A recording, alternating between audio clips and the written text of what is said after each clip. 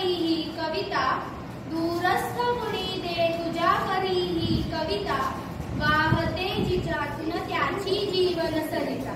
खळखळे अडखळे सुके कधी ठेसाळे, खळखळे अडखळे सुके कधी ठेस. हसरा नचरा जरा साला जरा, हसरा नचरा जरा साला जरा, सुंदर साजिरा श्रावण आला, तांबूस कोमल पाऊल टाकीत, तांबूस कोमल पाऊल टाकीत, भिजल्या मातीत श्रावण आला, भिजल्या मातीत श्रावण आला, मेघात लावीत सोनेरी निशाणे, मेघात लावीत सोनेरी निशाणे, आकाश वाटेने श्रावण आला, आकाश वाटेने श्रावण आला, सुंदर साजिरा श्रावण आला. हसरा नचरा जरा साला जरा, हसरा नचरा जरा साला जरा, सुंदर साजिरा श्रावण आला, सुंदर साजिरा श्रावण आला. उठा उठा चिवताई सारीकडे उजाडले, डोळे तरी मिटालेले अजूनही, सोनेरी हे दूत आले घरट्याच्या दारापाशी, सोनेरी हे दूत आले घरट्याच्या दारापाशी, डोळ्यावर झोप कशी अजूनही.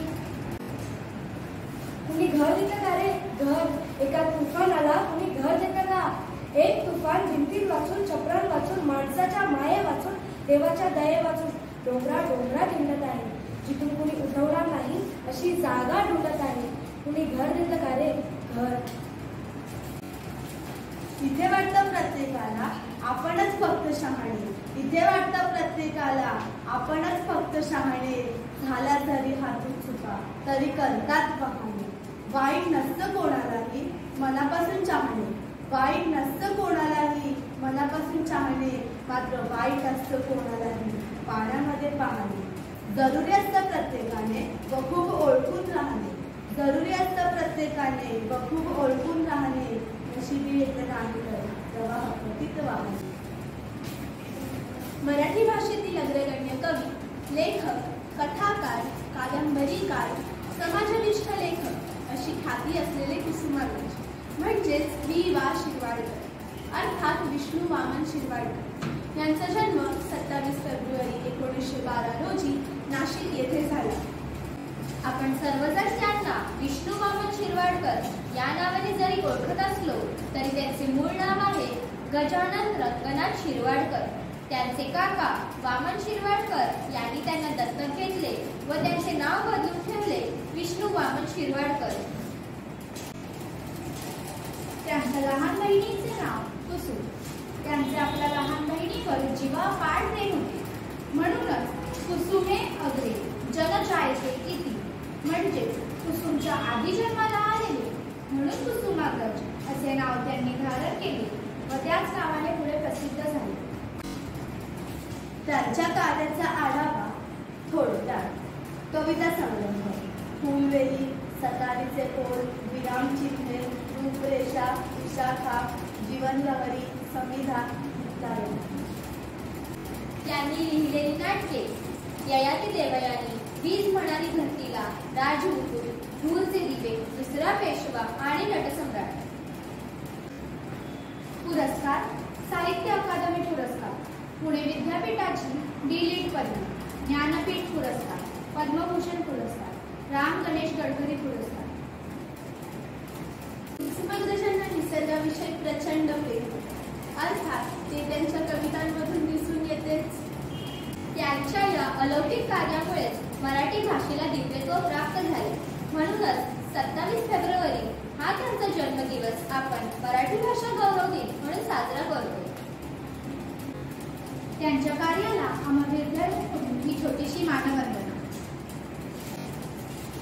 जाता जाता गायिनी गाता गाता जाईनी, जाता जाता गायिनी गाता गाता जाईनी, गेल्यावरही या गगनातला गीतांमधली राहिनी. निर्मल निर्मल वातावरणी धुके तरंगे धूसर धूसर, निर्मल निर्मल वातावरणी धुके तरंगे धूसर धूसर, झगमगते अन नक्षी त्यावर सोनेरी किरणांची सुंदर. असा इंदिरा संतांचा हा शेरा नेसून मनाचे ओझे हलके करत मनातला गंध पसरवणारा बरवा मालून यावं अन करवंदाच्या जाळीत शिरवलं. निवडुंगाच्या शीर्ण फुलांचे झुबे लाल सरल्यावे कानी, निवडुंगाच्या शीर्ण फुलांचे झुबे लाल सरल्यावे कानी, जरा शिरावे पदर खोली करवंदीच्या जाळीमधून.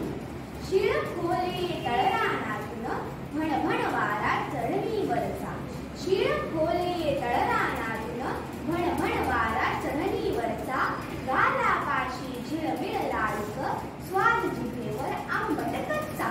नभती जाणीव आणि कुणाची नभते स्वप्नही कुणी असावे, नभती जाणीव आणि कुणाची नभते स्वप्नही कुणी असावे. डोंगर चढणीवरी एकटे किती फिरावे उभे राहावे, किती फिरावे उभे राहावे. चुकली दिशा तरीही हुकलेन श्रेयसारे, चुकली दिशा तरीही हुकलेन श्रेयसारे, वेडा मुसाफिराला सामील सर्व तारे. सब घोडे 12% असे म्हणतानाच देणाऱ्याने देत जावे, घेणाऱ्याने घेत जावे, घेता घेता एक दिवस देणाऱ्यांचे हात घ्यावे. असे म्हणणाऱ्या विंदांकडून आयुष्याला कसे उत्तर द्यावे हे पाहूया. असे जगावे दुनियेमध्ये, असे जगावे दुनियेमध्ये, आव्हानांचे लावून अत्तर, नजर रोखुनी नजरेमध्ये आयुष्याला द्यावे उत्तर.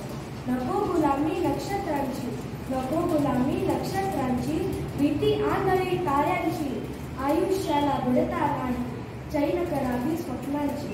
असे दांडगी इच्छा द्याची, असे दांडगी इच्छा द्याची, मार्ग तयाला मिळती सत्तर, नजर रोखुनी नजरेमध्ये आयुष्याला द्यावे उत्तर. पाय असावे जमिनीवरती, पाय असावे जमिनीवरती, कवेत अंबर घेताना, हसू असावे ओठांवरती काळीज काढून देताना. संकटासही ठणकावून सांगावे आता ये बळतर, संकटासही ठणकावून सांगावे आता ये बळतर, नजर रोखुनी नजरेमध्ये आयुष्याला द्यावे उत्तर. करून जावे असेही काही, करून जावे असेही काही, दुनियेतून या जाताना गहिवर यावा दगा ससारा, निरोप शेवटचा देताना. स्वर कठोर त्या काळाचाही, स्वर कठोर त्या काळाचाही, क्षणभर व्हावा कातर कातर, नजरेमध्ये नजर रोखुनी आयुष्याला द्यावे उत्तर, नजरेमध्ये नजर रोखुनी आयुष्याला द्यावे उत्तर.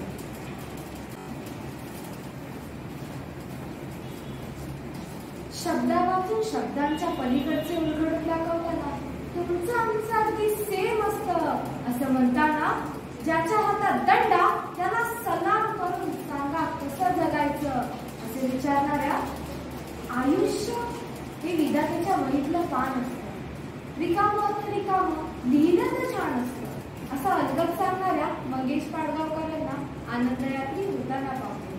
सांगा कसं जगायचं, सांगा कसं जगायचं, कणत कणत की गाणं म्हणत तुम्हीच ठरवा. डोळे भरून तुमची आठवण कुणीतरी काढतच ना, ऊन ऊन 2 घास तुमच्यासाठी वाटतच ना. शाप देत बसायचं की दुआ देत हसायचं तुम्हीच ठरवा. काळ्यात कुठले काळखात जेव्हा काही दिसत नसतं तुमच्यासाठी कुणीतरी दिवा घेऊन उभा असतं. काळोखात पुढायचं की प्रकाशात उडायचं तुम्हीच ठरवा. पायात काटे रुतून बसतात ते अगदी खरं असतं आणि फुलं फुल देतात हे काय खरं नसतं. काट्यांसारखं सलायचं की फुलांसारखं फुलायचं तुम्हीच ठरवा. सांगा कसं जगायचं, कणत कणत की गाणं म्हणत तुम्हीच ठरवा. सरीवर सरी आल्या ग सचैल गोपी न्हाल्या ग सरीवर सरी आल्या ग सचैल गोपी न्हाल्या ग.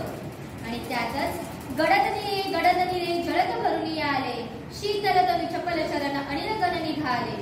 अशा वातावरणात दिव्यत्वाची प्रचिती हो जीवन यांना कळले हो असे निक्षून सांगणाऱ्या निसर्ग कवी बाबा अर्थात बाबा बोरकरांच्या निळ्याईची महती विसरून कसं चालेल.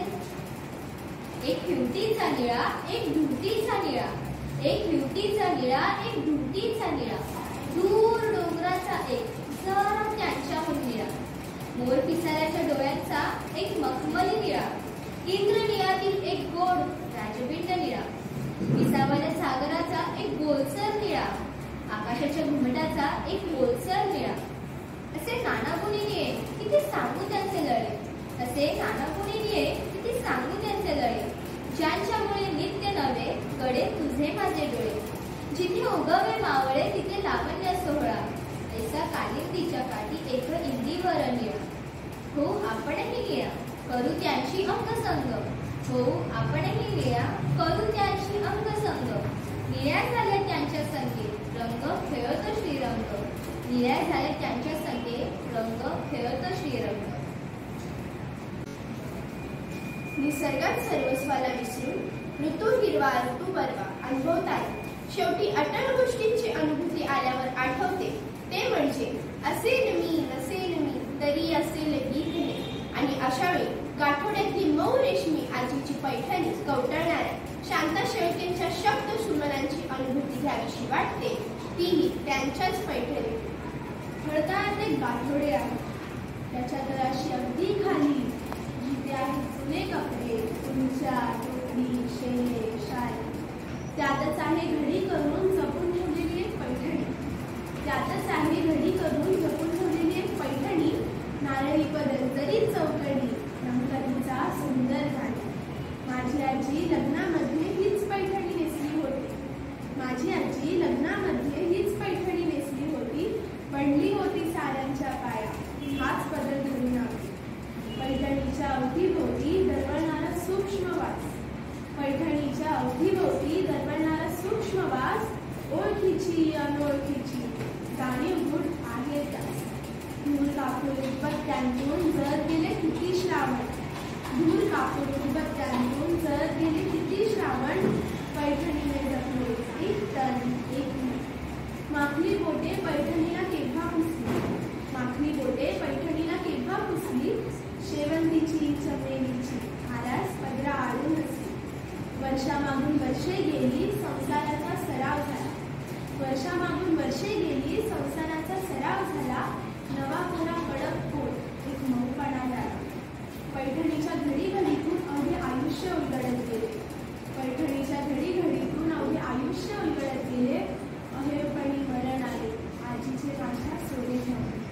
कधीतरी ही पैठणी मी धरते उडी कवळून कधीतरी ही पैठणी मी धरते उडी कवळून. मऊ रेशमी स्पर्शामध्ये आजी देते मला जवळ. मधली वर्षे गळून पडतात कालपटाचा जुळतो धागा मधली वर्षे गळून पडतात कालपटाचा जुळतो धागा. पैठणीच्या चौकड्यांनो आजीला माझ्या कुशल सांगा पैठणीच्या चौकड्यांनो आजीला माझ्या कुशल सांगा. मला सुरुवात नाही तसा अंतही नाही हे म्हणजे एक विचार आहे जो कालातीत आहे तो कधीही संपुष्टात येत नाही. स्वातंत्र्य सैनिक निसर्गी राजकारणी समाज सुधारक मराठी कवी व लेखक सर्वसमावेशक हिंदुत्व मांडणाऱ्या मराठी भाषेच्या शब्दकोशात प्रतिभावंत शब्दांची भर टाकणाऱ्या स्वातंत्र्यवीर सावरकरांचं स्मरण हे आजच्या दिवशी न करून कसं चालेल. अनादिमी अनंतमी अवध्यमी भला अनादिमी अनंतमी अवध्यमी भला मारिलरी भुजगती असा कवण जन्मला. अट्टहास करीत जरी धर्मधारिणी अट्टहास करीत जरी धर्मधारिणी नृत्यशीच गाठ घालू मी घुसेरणी. अगणी जाळी मज सीना खडग छेदितो अगणी जाळी मज सीना खडग छेदितो. भिमुनी मला भ्याड मृत्यू पडत सुटतो भिमुनी मला भ्याड मृत्यू पडत सुटतो भिमुनी मला भ्याड मृत्यू पडत सुटतो. एकाच या जन्मी जणू तुम्ही नवी जन्मे तुम्ही नवी जन्मे असं स्त्रीचं मन एकाच वाक्यात उघडून सांगणाऱ्या दिसरातील दिसये सुख येईल याची अनुभूती घेऊन त्या दयाघनाला आली विसरू नको श्रीरामा मला विसरू नको श्रीरामा मला अशी भक्तीने आर्जव करणाऱ्या सुधीर मोगेंचा मनाचा ठाव घेण्याचा हा एक छोटासा प्रयोग. मित्रा एका जागी नाही असे फार थांबायचे मित्रा एका जागी नाही असे फार थांबायचे नाही गुंतून जायचे नाही गुंतून जायचे दुरातल्या अदृष्टाशी झाली तुझी आण वाक दुरातल्या अदृष्टाशी झाली तुझी आण वाक तुझ्या काळजात एक आर्थ छलणारी हाक रक्त इमानी तयाने असे नाही भुलायचे रक्त इमानी तयाने असे नाही भुलायचे नाही गुंतून जायचे नाही गुंतून जायचे घट्ट रेशमाची मिठी तुला सोडावी लागेल घट्ट रेशमाची मिठी तुला सोडावी लागेल जन्मगाठ जीव घेणे तुला तोडावी लागेल निरोपाचे खारे पाणी पुन्हा दिसून द्यायचे निरोपाचे खारे पाणी पुन्हा दिसून द्यायचे नाही गुंतून जायचे नाही गुंतून जायचे नाही गुंतून जायचे नाही गुंतून जायचे. आपल्याला हा कार्यक्रम कसा वाटला ते आम्हाला नक्कीच सांगा. परंतु आजच्या दिवशी या सर्व महान व थोर साहित्यिकांबद्दल आम्हाला काय वाटतं तेवढं सांगून आजच्या कार्यक्रमाची आम्ही सांगता करीत आहोत. कधी मला वाटतं विद्यार्थी व्हावं आणि विंदा मास्तरांच्या वर्गात बसावं कुणाकडून काय घ्यावं हे त्यांनी शिकवावं वर्गातून बाहेर पडताना विंदांकडून हिरवी पिवळी शाल घ्यावी आयुष्यभरासाठी समाधानानं अंगावर ओढून घ्यावी. कधी कधी मला वाटतं साहित्यिकांच्या वर्गात बसावं श्यामची लिहिणाऱ्या प्रेमळ श्यामला अनुभवावी त्यांच्या डोळ्यातलं अपार प्रेम माया अनुभवावी खरा जो एकची धर्म शिकवण त्यांच्याकडून घ्यावी. कधी कधी मला वाटतं बोरकरांच्या वर्गात बसावं त्यांचे सागरासारखे सागरापरी गहिरे डोळे अनुभवावे जे जीवन त्यांना कळले ते मलाही शिकवाल का विचारा. कधी कधी मला वाटतं कुसुमग्रजांच्या वर्गात जावं कशा साई भिजविश डोळे त्यांच्याकडून ऐकावं रात्रीच्या गर्भातील उषक काळाची आशा लागलीत निघावं पाठीवर तात्यासाहेबांचा हात असावा लढ रे पोरा ऐकताना कला ताट माझी जीवन गाडी लिहिणाऱ्या पाडगावकरांच्या वर्गात एक चक्कर मारावी विचारावं त्यांना व्यथा असो आनंद असो तुम्ही गात कसे राहता आनंदाच्या रसात नात कसे राहता त्यांच्या चष्म्याआडच्या प्रेमळ निष्क्रिय डोळ्यात खोल खोल डोकावून पाहावं शतदा प्रेम करावेचं रहस्य समजून घ्यावं. कधी कधी मला वाटतं वाल्हेरला तांब्यांकडे जावं कळाच्या लागल्या जीवा त्या जीवाला भेटावं दिवसभर त्यांच्याजवळ राहावं पहाटे त्यांच्याकडून घनतमी राज्य करणाऱ्या शुक्राला बघावं ते दूध तुझ्या त्या घटातलेचा गोडवा त्यांच्याकडून अनुभवावा सायंकाळी त्यांच्यासोबत मावत्या दिनकराला प्रणाम करावा तिन्ही सांजा सखे मिळाल्या ऐकताना पुन्हा भेटण्याचा देई वचन मला म्हणावा.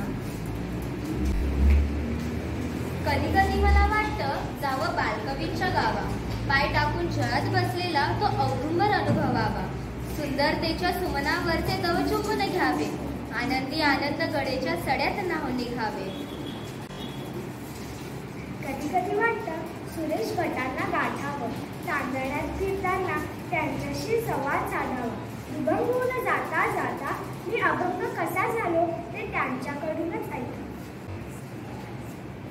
कधी कधी मला वाटतं कविग्रसांच्या वेदनेची जाणीव व्हावं ती आई होती म्हणून कणव्याकुल मीही रडलो यातल्या जीवघेणी असहाय्यतेतून स्वतःला पार कसं करावं हे त्यांच्याकडून शिकू.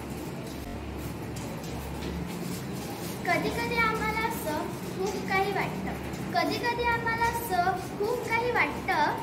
कवी आणि कविता याचं प्रेम हृदयात दाटतं. कवी असतात परमेश्वराचेच दूत. कवी असतात परमेश्वराचेच दूत. घेऊन येतात प्रतिभेचं लेणं. तुमच्या आमच्यासाठी ते असतं नक्षत्रांचं देणं. तुमच्या